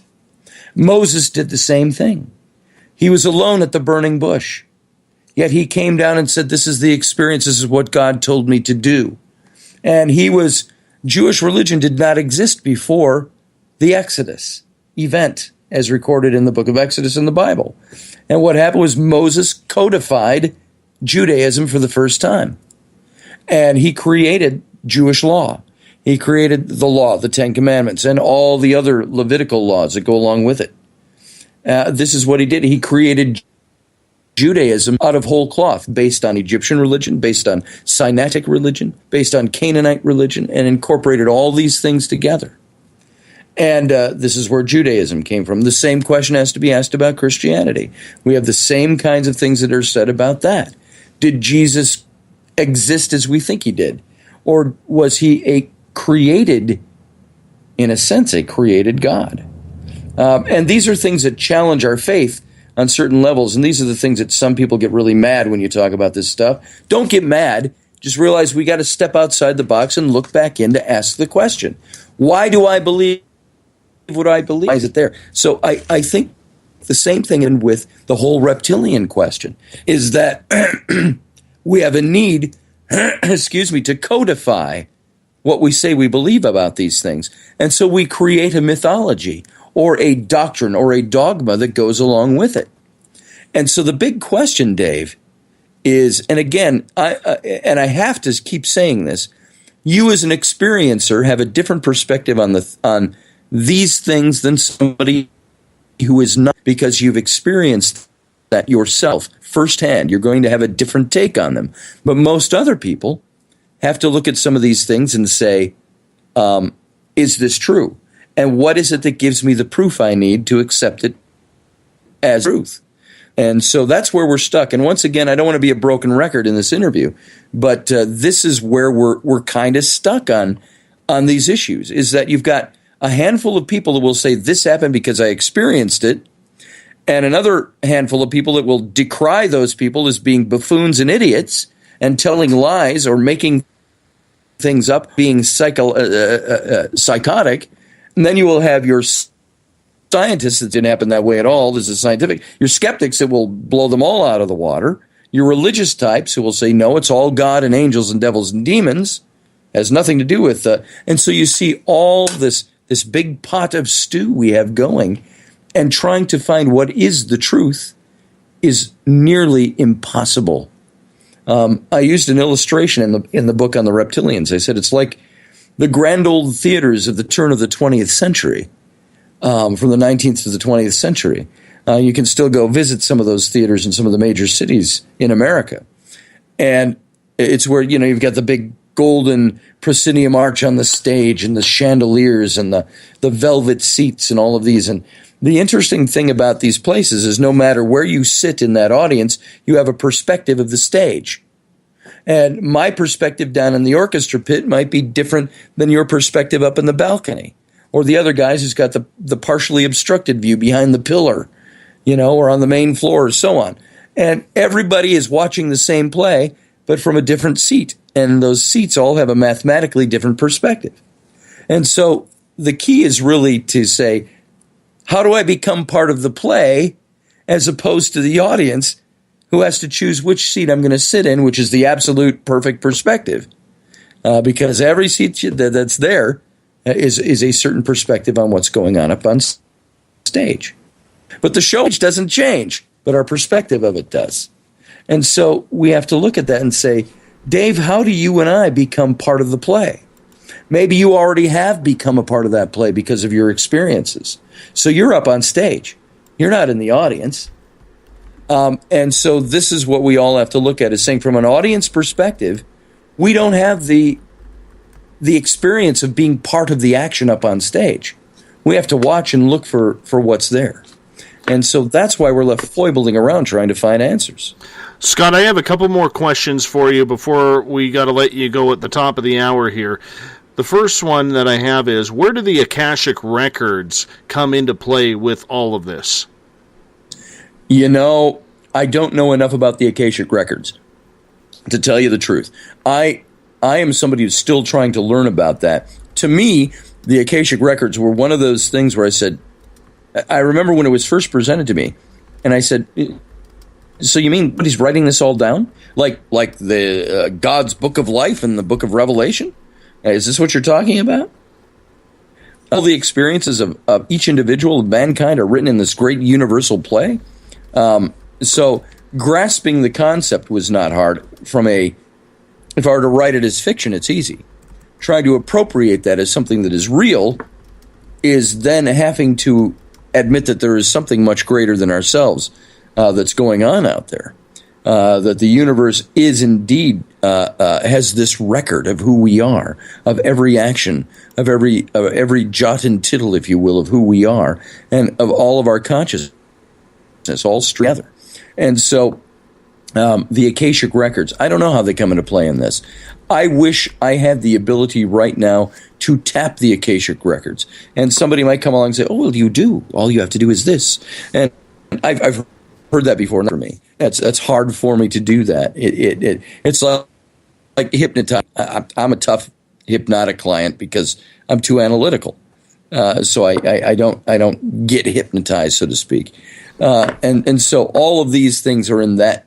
For me, that's a very direct question, a very substantive question from you, but it's one I can't answer very well other than to say, I believe there's stuff that goes on in the universe, but I don't know how to appropriate that. Well, I don't mind that answer at all, because I would sooner have you say you don't really know rather than BSing your way around an answer that makes no sense. So I'm pretty happy with that. Claudia in Paranormal Into the Night, and this will be our final question for the night for you, is asking this. So many people have come forward around the world to share their experiences about alien encounters. What would be their reason for lying? Because so many people discredit them. If someone has a family and has had an experience, would you believe them? Or is it just people you know that you already believe? Let me put it this way. I have never yet run into somebody that I claim is lying about their experience. But keep in mind, I also grew up in a church setting where people would get up and testify. They'd get up and they'd speak in tongues. Are they lying? Are they making that up? I had my reasons I couldn't believe some of it. Sometimes I did believe it. It depended on the person giving the account. So I categorize people's experiences in UFOs with aliens and so on in the same way as I would categorize people's experiences with God. I've had people tell me, God was so real to me. He healed me of this, or he made this happen, or there was a man that was a mentor of mine when I was a young man who actually got me into church, and when I was very young. And he passed away when I was 15 years old, which is 40 years ago now. And his son, who was in his 80s, called me out of the blue the other day. I'd only met him once or twice when I was a kid. And he called me, and he had written a book about God's experiences in his life. And he was looking desperately to find me as the little kid that was his dad's, little brother kind of guy. And I started reading his book, and I said, these are filled with his take on his experiences of God and how God did these things in his life. And I can't tell him I don't think he's lying. I think he earnestly believes it. So direct answer to the question, I think there's all kinds of evidences all around the planet on these kinds of things. And I don't discount them. Take ghosts for another example. A lot of evidence is out there on ghosts and people experiencing the paranormal or the spiritual. I don't discount those stories. However, I do know that there are some in those ranks that not necessarily make it up, but to believe certain things so badly that they do, and they don't realize they're due. But I don't think that's the vast majority of people. And if people don't believe my experiences, the story I told about Senan Matstoon, I'm like, I don't care if you don't believe it. It happened to me. That's my experience. And I think I'm pragmatic enough a guy to accept that I can have experiences that there are veils with which I cannot pierce, or of which I cannot pierce. And so the short answer is I don't believe anybody's lying, although I believe some people might push the edges a little bit more because they really want to believe. It's like I say of some people, they're not lying; they're true believers. There you go. Do you believe then that with these hundreds of thousands of people who are claiming sightings of UFOs or extraterrestrials then on a daily basis around the world, do you believe then that we have literally taken the experiencer out of the research because it is pragmatic, or do you believe that there is still value in what experiencers are having to say about their encounters? I think there's a lot of value to what experiencers have to say. I think the skeptical will remove them from the equation because it is anecdotal evidence. Now, mind you, the way I come across sometimes is I come across deliberately to say, I have a tough time believing in certain things. I want to know things. I don't want to guesswork. I don't want to, if there are real answers out there, why are they so shrouded in mystery and shrouded in spirituality and so shrouded in people that want to tell you how to believe? And so there's a little bit of, in me, rebelling against having told what to believe for so that I say I'm not going to be told what to believe by anybody. I want to find the answers myself. And I want to know these things. So I don't at all discount the experiencer. I'd say more matter-of-factly that the experiencer has his experience to fall back on. I don't.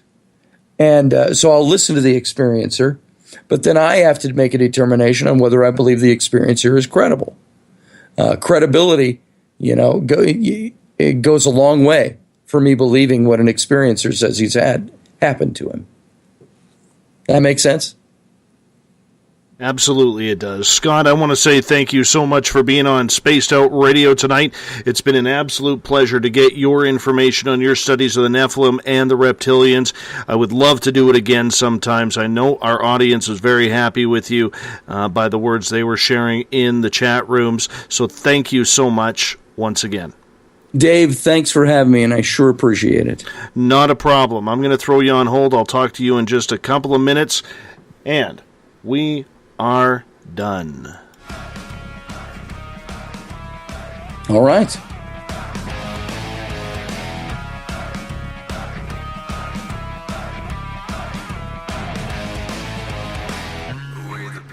Once again, I want to thank Scott Alan Roberts on Spaced Out Radio tonight.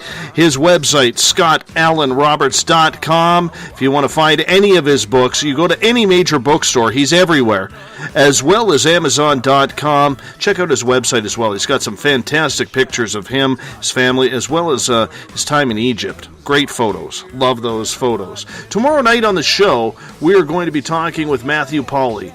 We're getting into MK Ultra. Yes, this crap is still going on. He's a Canadian guy out of Toronto. I thought it was only below the border that this happened. Matt's going to tell us a different story tomorrow night. Hey, if you want to follow us on Twitter, you can do so at Spaced Out Radio. Give our Facebook page a like, Spaced Out Radio Show. You can also follow us on Instagram, Dave Scott, SOR. Our YouTube channel is Spaced Out Radio Show. Make sure you subscribe to that. And our website is spacedoutradio.com. We are at 667 followers since our move to Spreaker 2 weeks ago. We're almost at that 1,000 mark. I want 1,000 here quick. Tell your friends, tell your family. Hell, even create a profile for your dog and cat. Get them to follow us. I'm sure they'll like the information. Loving this. Rocking out to a little bit of Bumblefoot, the official sound of Spaced Out Radio.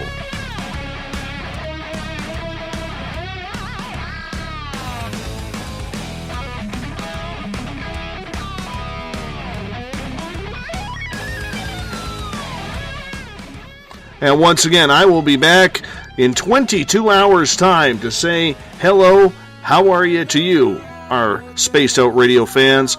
Our website is nearing completion. We got a few more things we got to work on. Got to get the Space Travelers membership lighting up here very quick. It's been a great night. Thank you. I'm only 4 days away from Guns N' Roses in Vegas. I'm looking forward to it. We're going to rock it on out here, and I will talk to you tomorrow night. Good night.